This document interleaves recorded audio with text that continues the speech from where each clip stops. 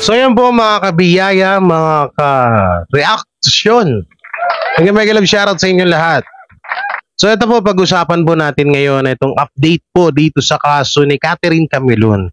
Ito po yung pinaka-latest na update dito sa kaso ni ng ating beauty queen, no, na si Catherine Camilon na nawala.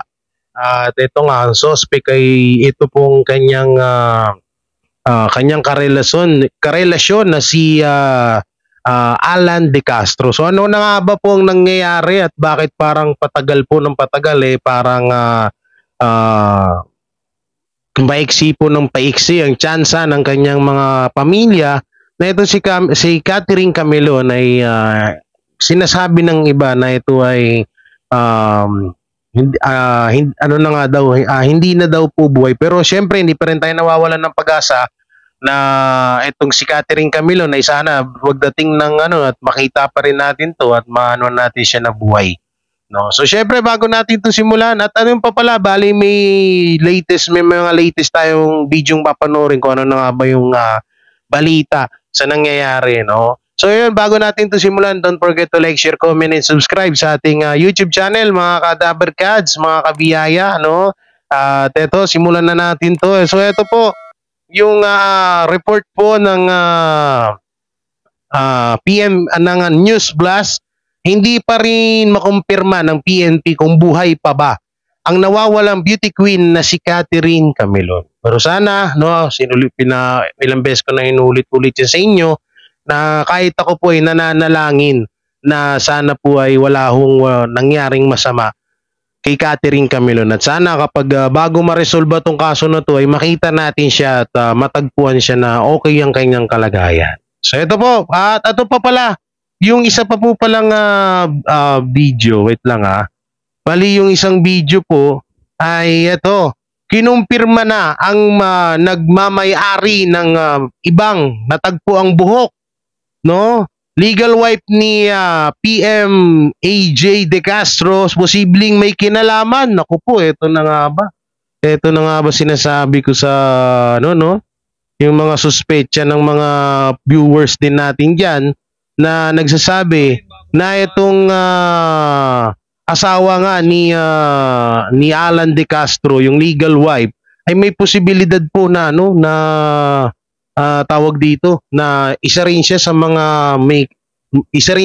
likod ng mga krimen na nangyayari ngayon dito sa issue or sa kaso ni Catherine Camilon. So ito po, panoorin natin. Hindi pa rin makumpirma ng Philippine National Police o PNP kung buhay pa ba ang nawawalang beauty queen na si Catherine Camilon sa Batangas. Isang buwan na ang nakararaan. Tunghayan natin ang balitang yan mula kay Paul Montebon.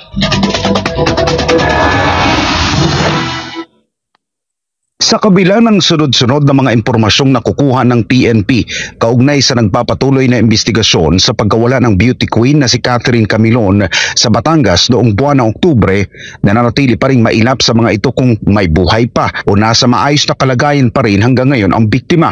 Sa pulong balitaan sa Campo Crame, sinabi ni PNP spokesperson Police Colonel Jean Fajardo na maging sila ay walang ideya kung nasaan ngayon si Catherine. Dagdag pa nito, tuloy-tuloy naman ang kanilang pakikipag-ugnayan sa mga posibleng ebidensya na makatutulong sa kaso. Tuloy-tuloy po sir yung ginagawa nating backtracking pati doon sa mga CCTV, bagamat mahigit isang buwan na po ito. Although may mga sinabi po sina Colonel Malinaw doon sa naging backtracking po nila na may mga lugar po silang nakita kung saan dumaan po itong Nissan Juke at yun ang nagbigay sa kanila ng mga additional information.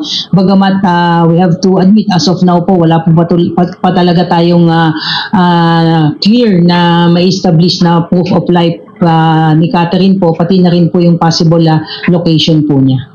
Samantala, kinumpirma rin ng PNP na malinis na sa fingerprint ng mga suspect ang pulang CRV na pinaglipatan ng dugo ang katawan ng missing beauty queen.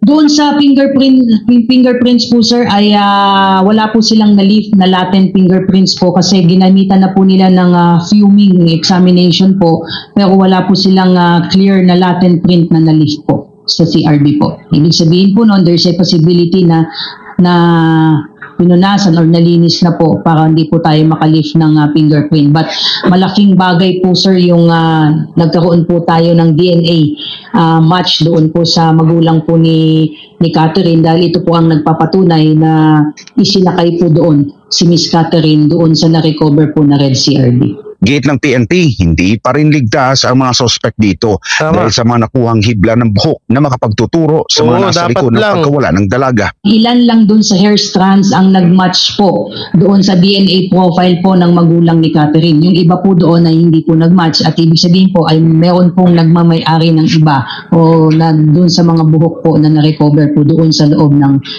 CRV na red po. Bukod dito, hinihintay na lamang ng PNP ang kusang operasyon naman ng isa sa mga persons of interest sa kaso na si Police Major Alan De Castro para sa isang DNA test para malaman kung kasama o sangkot ito sa pagkawala ni Camilon. We want to encourage definitely si Major De Castro. Sinabi naman po niya na handa niyang harapin itong kaso na ito and it would be good faith on his part. He can show good faith on his part na handa niyang harapin itong kaso na ito na magpa-DNA test po siya.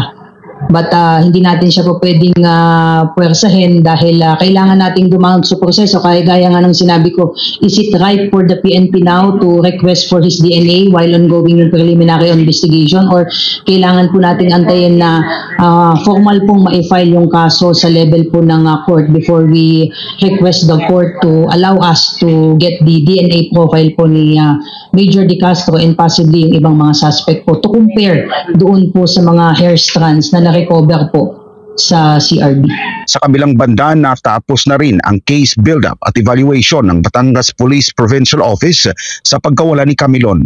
Ayon sa PNP, tinanggap na ng Batangas Prosecutor's Office ang inihain ng pulisya na kasong kidnapping at serious illegal detention laban kay Police Major Alan De Castro at 3 iba pa. Itinakda ang preliminary investigation sa December 19, 2023 at Enero 9 sa susunod na taon kung saan inaasahan ang paghahain ng counter affidavit ng mga akusado. Inaasahan anyang sasagutin ng mga ito ang mga reklamong inihain hinggil sa pagkawala ni Camilon. Noong nakaraang linggo, nagkaharap sa tanggapan ng Regional Internal Affairs Service 4A ang dalawang partido para sa preliminary conference. Nagsumiti sila ng karagdagang salaysay habang kinumpirma ng mga complainant kabilang ang mga magulang ni Camilon at ang isa nitong kaibigan ang palitan nila ng mensahe ng biktima bago ito napaulat na nawawala. Gayon din ang pananakit ni De Castro kay Camilon na naging basihan para sa kasong administratibo na conduct of unbecoming a police officer. Para sa Diyos at sa Pilipinas kung mahal. Grabe, no? Pero ito po pala, nagpapasalamat po ako sa PNP, no, na sa pagsisipag sa ating kapulisan sa pagsisipag na sa kasong ito ni Catherine Camilon. Yan, maraming salamat. At ayun, syempre dun sa pamilya ni Catherine Camilon, wag po tayong mawalan ng pag-asa, ma'am, sir, at sa mga kapatid nito. Wag po tayong mawalan ng pag-asa, no? Manalig pa rin tayo sa Diyos na makita pa rin natin talaga na buhay. Kahit na may sinasabi yung mga investigador na di umano ay inilipat sa ibang kotse yung katawan ni Catherine Camilon na duguan na sinasabi nila, di ba?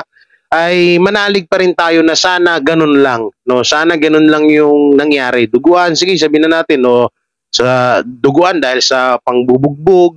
So, maano pa rin natin na sana buhay pa rin talaga si Catherine Camilon. No? So, mga kabiyaya. So, dito naman tayo mapunta sa isang video, no? Na kung saan po ay yung mapatungkol po dun sa sa buhok na natagpuan po dun sa sa tawag dito, sa sasakyan. Walang na si Catherine Camilon na magpasang na pinaghihinalaan nga po na ito po daw ay buhok po daw ng legal wife ni Alan De Castro, yung isa sa pinaka-suspect dito sa kaso ni Catherine Camilon. So ito po nakalagay ho dito. Yan, shoutout po pala sa may-ari ng video na to na si Jessie Pere. Yan, shoutout sa iyo, ma'am. Salamat sa pagpayag na i-reaction ko inyong mga video. So ito, kinumpirma na ang nagmamay-ari ng bibang natagpuang buhok legal wife ni Alan De Castro, posibleng may kinalaman. Naku po, ito na nga ba? No, ito na yung ito yung, 'di ba, nung nakaraan kagabi yung upload natin na parang naglayas ito, no, yung ang ating tuloy, yung asawa ni Alan De Castro ay nagbigla po daw naglayas or umalis sa kanilang bahay kasama po ng kanyang mga anak. So ano bang dahilan, no? Kasi yung maraming sinasabi ng mga kamag-anak nitong babae na kesyo ano daw po, para ayaw na lang daw nilang madamay. So sinabi naman ni Senator Rapi Tulfo noon, 'di ba, na pwede naman sila magbigay ng statement kahit hindi bulgar yung kanilang pangalan at hindi naman sila ipakita. 'Di ba? Pwede naman, pero yung hinihingi nga ng mga kapulisan is magsalita sila kasi syempre asawa mo 'yan eh. No, kasi yung asawa mo ay may relasyon kay Catherine Camilon. So may pagkakataon talaga na maaaring pumutok ka sa galit at nagawa mo rin to. Pero disclaimer, wala pa nga tayong sapat na basihan or wala pa tayong sapat na ebidensya na itong asawa or legal wife ni Alan De Castro ay isa sa mga gumawa ng karumal-dumal na krimen na ito. So ito, panoorin natin. Naalang natin yung sounds, ha?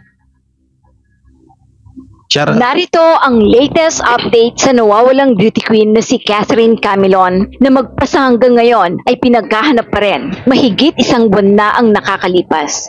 Kinumpirma ng Philippine National Police na hibla ng buhok ng lalaki ang ibang nakuha sa natagpuang inabandonang pulang SUV sa Batangas na pinaniniwalaang may kinalaman sa pagkawala ng beauty queen contestant na si Catherine Camilon. Sa isang press conference, sinabi ni PNP spokesperson Colonel Jane Fajardo na kinumpirma ito sa pamamagitan ng pagsasagawa ng DNA examination. We can confirm na aside doon sa mga hair strands na nagmatch doon sa DNA profile po ng magulang ni Catherine, ay mayroon pa ring hair strands doon na nagmamatch sa male po. Ani PNP. Naku po, yan na nga ba? So, ang ano rito, bali, dalawa yung buhok doon. Ibig sabihin, maaari na itong si Catherine Camilon ay naglaban. Oo, pwedeng ganun mangyari kung halimbawa marami yung mga hibla ng buhok na nakita doon. Maaaring naglaban to. O maaaring naglaban itong si Catherine Camilon, kaya nangyari kasi posible naman sa iksi ng buhok, 'di ba? Eh dalawa daw yung buhok doon eh.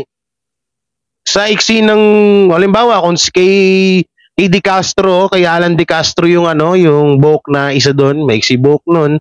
Pero magtataka ka, ang tanong diyan, ba't hindi sinasabi ng PNP kung mahaba ba? Kasi kung mahaba, nga pala, may sinabi pala, nakalimutan ko, puro mahaba yung buhok. So ibig sabihin, kung magkaiba yung dalawang buhok na yun, magkaibang DNA test, kanino yung isang mahabang buhok na yun? Ito na kaya yung sagot sa mga katanungan ng mga viewers natin dyan na nagko-comment na may posibilidad nga po daw na isa sa mga suspect ay itong legal wife ni Alan De Castro. So tuloy natin. Spokesperson Colonel Jane Fajardo. Pero as to the honor of hair strands po, we need po kasi ng DNA samples din, katulad ng ginawa natin sa magulang ni Miss Catherine. So kailangan natin ng specimen to compare doon sa different hair strands na hindi po kay Catherine po. Dagdag pa niya. We can confirm na aside dun sa mga hair strands na nagmatch po doon sa DNA profile po ng magulang po ni Catherine, ay meron pa pong ibang hair strands doon na nagmamatch sa isang male po. But as to the owner of those hair strands po, we need po kasi ng DNA samples din, katulad ng ginawa po natin. Malamang sa malamang, mga kabiyaya, etong nangyari ito, yung halimbawa, ito mapatunayan na inilipat sa ibang sasakyan si Catherine Camilon, malamang sa malamang, baka nagkaanuhan pa to, baka nanglaban pa si Catherine Camilon. Kasi hindi basta-basta rin na malaglagan ka, lalo't ganitong hindi rin na malalaglagan. Halimbawa, kung sa lalaki man yun, hindi basta-bastang malalaglagan ka ng buhok dun. 'Di ba? Maaaring pwede kasi dito ay naglaban talaga, may nang laban to si Catherine Camilon, or pwede ring doon ginawa ang krimen sa loob ng sasakyan na yun, kaya may mga bahid din ng dugo dun, no? Pero sana ulitin ko, disclaimer, kasi may mga vlogger tayo na napapanood na ultimong para lang tumaas yung views. Talagang wala pang nilalabas na update dito sa kaso. Sinasabi na nila na itong si Catherine Camilon ay wala na nga daw. So sana wag po kayong gano'n, kasi isipin po natin yung nararamdaman ng pamilya niya, no? Napakasakit to. Alam nyo, yung ganitong pangyayari, napakasakit to sa pamilya ni Catherine Camilon, sa magulang niya, sa mga magulang, kapatid, mag-anak. Napakasakit to. Kaya sana konting respeto naman po tayo. Maraming salamat. Ang magulang po ni Ms. Catherine, sinuhanan po sila ng DNA at yun po yung kinumpare po natin doon sa mga hair strands. So kailangan natin ng specimen to compare those sa different hair strands na hindi po kay Catherine po. Ayon pa sa ulat, malinis ang fingerprint ng mga suspect sa abandonadong sasakyan natagpuan sa Batangas City ng pulisya. Okay. Pahayag pa ni Fajardo, doon sa fingerprints po ay wala po silang na-leave na latent fingerprints po kasi ginamitan na po nila ng fuming examination po. Pero wala po silang clear na latent print na na-leave po sa CRV po. Ibig sabihin po nun, there is a possibility na pinunasan or nalinisan na po para hindi po tayo maka-leave ng fingerprints. But malaking bagay po yung nagkaroon po tayo ng DNA match doon po sa magulang po ni Catherine dahil ito po ang nagpapatunay na isinakay po doon si Miss Catherine doon sa na-recover po na red CRV. Ayon din sa PNP, hindi pa rin lusot ang mga suspect sa kaso kahit walang nakuhang fingerprint sa abandonadong sasakyan dahil may hair strands pa namang patuloy na inig. Alam nyo mga kabiyaya, magaling, may alam sa ano tong gumawa nito kay Catherine Camilon. No? Kasi biruin mo nalaman niya yung about sa fingerprint, 'di ba? So ibig sabihin, marunong to. Marunong sa mga ganito to. Hindi ito baguhan sa mga ganitong mga kaso, no? Baka nga mamaya naka-gloves pa to 'di ba? Hindi natin alam yung ganoon Pero ang pinaka rito, hula ko dito, may alam tong gumawa nito, may alam sa batas, may alam sa mga katulad nito, yung mga DNA test na yan, yung mga fingerprint na yan, kasi malinis ang pagkakatrabaho, 'di ba? Pinunasan. Yung nga lang, nagkamali sila doon sa ibla ng buhok, 'di ba? Kaya maaari nga talaga baka dito nga ginawa ang karumal-dumal na krimen nito kay Catherine Camilon dito sa sasakyan na to. No, so yun, tuloy natin. Amen. May ilan lang doon sa hair strands ang nagmatch po doon sa DNA profile po ng magulang ni Catherine, ani Jane Fajardo. Yung iba po doon ay hindi po nagmatch. So at kanino ibig yun? sabihin po ay mayroon pong nagmamay-ari ng iba Ayan po doon sa mga buhok po na na-recover po doon sa loob ng CRV na red po. Umaasa naman ng kusang kooperasyon ang pulisya mula sa pangunahing suspect na si Major Alan De Castro para sa isang DNA test. Sabi pa ni Fajardo, we want to encourage definitely si Major De Castro. Sinabi naman po niya na handa niyang harapin itong kaso na ito and it would be good faith on his part. He can show good faith on his part na handa niyang harapin itong kaso na ito na magpa-DNA test po siya. But hindi natin siya pwedeng persahin dahil kailangan nating dumaan sa proseso. Kaya gaya ng sinabi ko, is it right for the PNP now to request for his DNA while ongoing yung preliminary investigation? Or kailangan nating antayin na formal pong ma-file yung kaso sa level ng court before we request the court to allow us to get... Pero ito may dagdag lang ako dito mga kabiyaya. Kung sa iba-iba to, nakakulong na ngayon tong totoo sensei, kung sa iba-iba ang to. Hindi ko naman po kino-question yung ating kapulisan, no. Pero medyo nagtataka lang ako kasi kung sa iba-ibang tao to at walang katungkulan sa ating gobyerno, walang hindi mataas na tao or kung halimbawa ang pangkaraniwan na mamamayang Pilipino lang po ang rito, suspect dito sa krimen na to,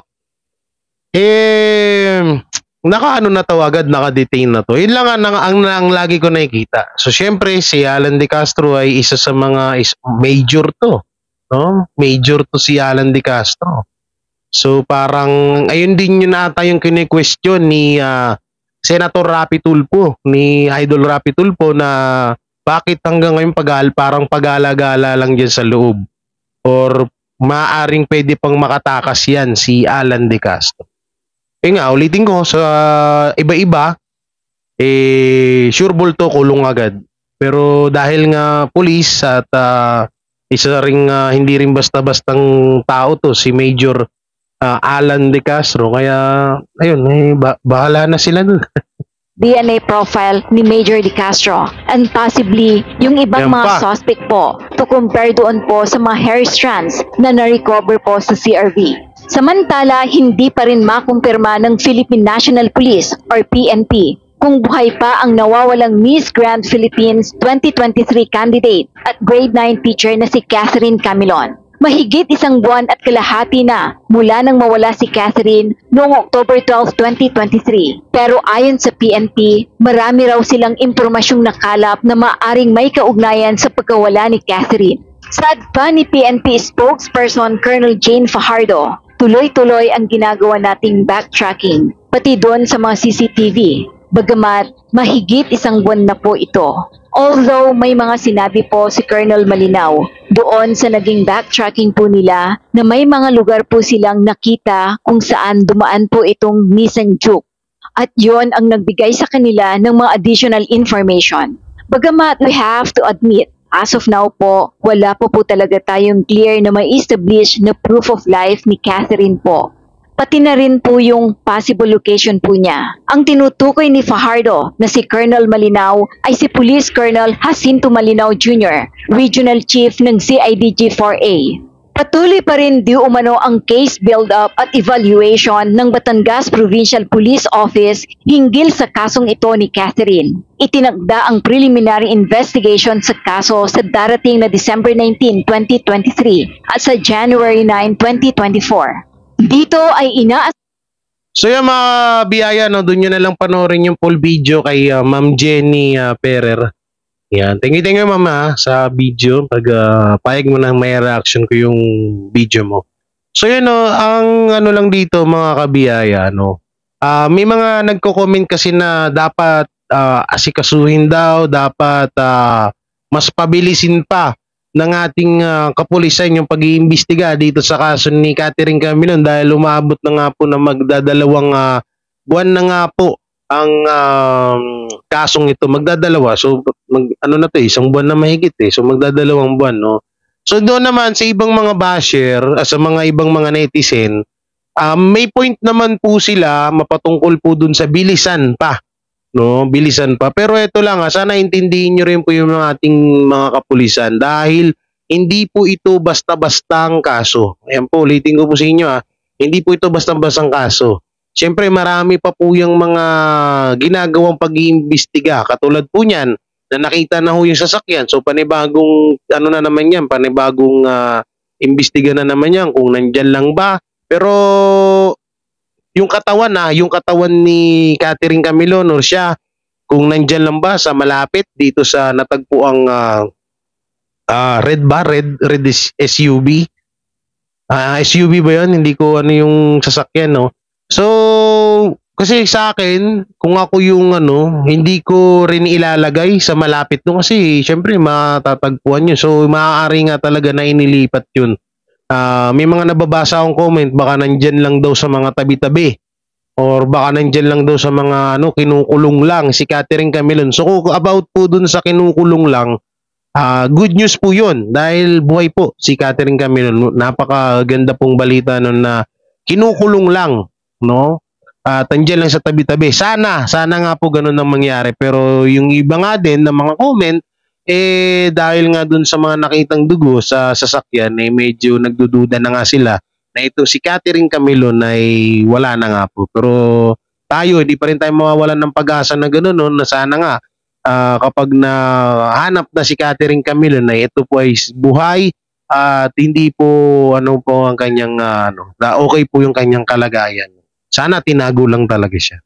At ayun, sa mga basher ng kapulisan dyan, huwag nyo naman pong pagbilisin masyado yun. Huwag nyo pong husgahan agad po yung ating mga kapulisan na kesyo patulog-tulog at pabagal-bagal po dito sa kaso ni Catherine Camilon sa viral case or issue. Issue ba to? Issue na rin to. No, ni Catherine Camilon. Kasi hindi po biro yan. Kasi una-una, yung mga CCTV po dyan, hinahanap pa kung dun sa pinagkitaan po nung sasakyan na yun, hanapin nila, ang sunod naman nilang gagawin dyan, hahanapin nila sa mga CCTV kung saan nagpunta yung pinaglipatan kay Catherine Camilon. Diba? Tapos, iimbestigahan din yung asawa. Iimbestigahan din yung driver na si Jeffrey Magpantay. So, personal driver ni Major Alan De Castro po yun. So, panibago, ano na naman yun, panibagong trabaho na naman yun. Si Alan De Castro, ganun din. So, marami pa hanggang sa magbuo po nila yung kanilang pag-iimbestiga at malaman na natin kung ano ang nangyari kay Catherine Camilon. So yun lang mga kadama, mga kabiyaya, mga kakuwela. Maraming salamat sa panonood nyo sa video ko at sana pakishare po ito ang ating video at pakisubscribe na rin po ang ating YouTube channel. So yun, ano pong may bibigay nyo na komento dito sa nangyaring kaso ni Catherine Camilon, i-comment nyo lang po dyan sa baba. At syempre, don't forget to like, share, comment, and subscribe sa ating YouTube channel. At pakipindot na lang din po yung bell button para lagi tayo updated sa ating mga video araw-araw. So maraming salamat. Ingat kayo palagi and peace and God bless. Sila ang TBJ Defenders. Pagtatanggol ang katotohanan sa mga bashers. Tunay ang kanilang dala, katotohanan talaga. Anumang sabihin nyo ay di yan sa kanila uubra. Mga salita nyo na di katotohanan. Sila ang patunay na merong katotohanan. Wala silang kinatatakutan, basta nasa tama kanilang paglalaban. Ang TBJ ay kanilang susuportahan. Sila ang defenders na laging nasa likuran. JD Barra, Jake Magnus, Chris Ulo, Tita Messi, sila ang nandyan.